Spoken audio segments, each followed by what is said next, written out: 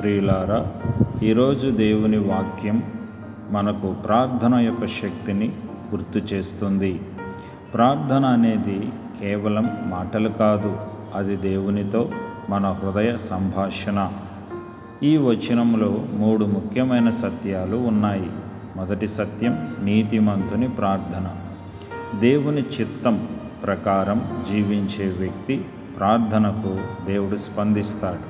సామెతల గ్రంథం 15వ అధ్యాయం 29వ వచనం. యెహోవా నీతిమంతుల ప్రార్థన ఆలకించును. ప్రియబిడ్డ, నీ ప్రార్థన దేవుడు ఆలకించి నీకు జవాబిస్తాడు. రెండవ సత్యం, మనఃపూర్వకమైన ప్రార్థన. పైగా కాదు, హృదయపూర్వకంగా చేసే ప్రార్థనను దేవుని హృదయాన్ని కదిలిస్తుంది. ఇర్మియా గ్రంథం 29వ అధ్యాయం 13వ వచనంలో, మీ పూర్ణ హృదయంతో నన్ను వెతికిన యెడల నన్ను కనుగొందురు. ప్రియబిడ్డ, ఎప్పుడైతే నువ్వు హృదయపూర్వకంగా ప్రార్థన చేస్తావో తప్పకుండా ప్రార్థనకు దేవుడు జవాబిస్తాడు. ప్రార్థనకు బలం ఉంది బిడ్డ. ఇదే 3వ సత్యం. ప్రార్థన పరిస్థితులను మార్చగలదు. యాకోబు వెంటనే ఏలియా ఉదాహరణను చెబుతున్నాడు. ఏలియా ప్రార్థించగా వర్షం ఆగింది, మళ్ళీ ప్రార్థించగా వర్షం వచ్చింది.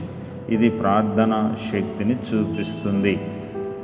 ప్రియబిడ్డ, ఈరోజు మీ జీవితంలో ఏ సమస్య ఉన్నా నిరాశపడకండి. కన్నీళ్లతో చేసిన నిజమైన ప్రార్థనను దేవుడు ఎన్నడూ నిర్లక్ష్యం చేయడు. దేవునిపై విశ్వాసంతో ప్రతిరోజు ప్రార్థనలో నిలకడగా ఉండుడి.